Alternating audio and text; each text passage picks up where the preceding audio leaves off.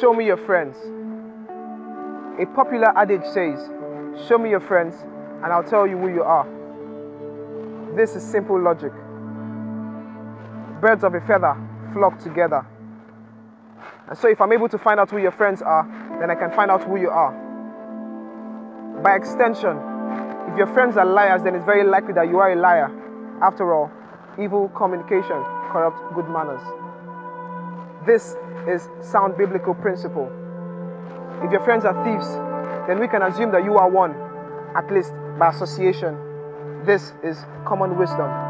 But that's the problem, because common wisdom is not always wisdom. People so often get accustomed to popular reasoning that we fail to see that it's not all true. We get so bogged down with conventions. We assume that conventions are infallible.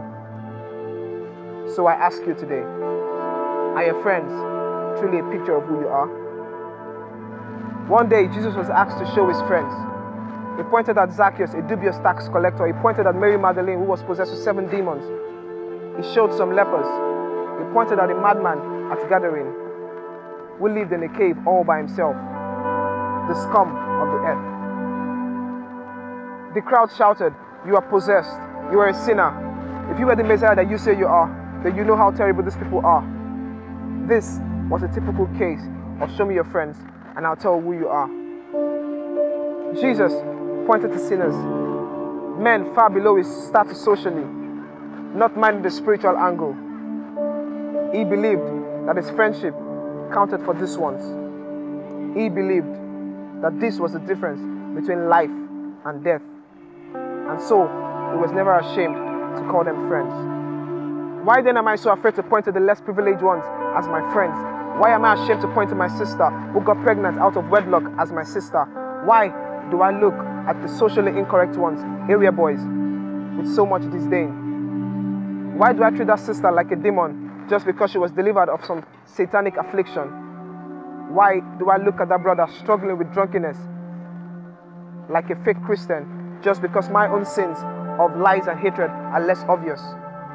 Why do I look at the unmarried sister who got pregnant like she's the worst Christian in church? Is it because, as a man, I cannot get pregnant, even though we committed the same sin? Permit me to push this boundary just this once. But when was the last time you prayed for the members of the Boko Haram? I'm not talking about the consume them by fire kind of prayer that we pray in churches, born on the wings of hatred, but of a passionate intercession of love from the throne of grace, demanding for the salvation of their souls and redemption of their minds and body.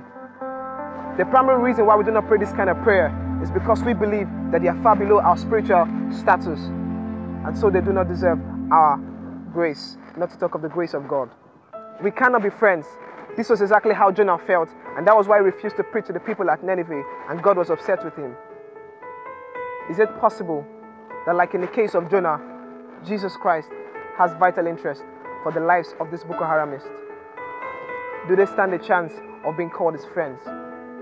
Show me your friends. Jesus called me friend. He called us friends even when we were not born again. It's not because of our good living, neither because we are from a fantastic background that he chose us.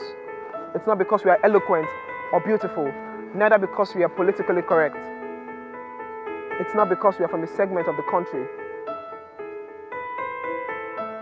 But he loved us and chose us despite our shortcomings. God put his love in line for us by offering his son Jesus Christ in a sacrificial death while we were of no use to him. Romans 5:8. Did you get that, or you missed it? We were of no use to him.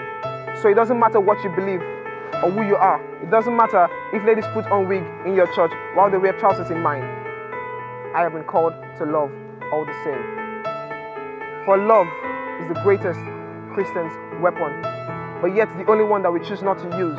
We cannot borrow the devil's weapon of hatred and bitterness and expect to win with it. Never.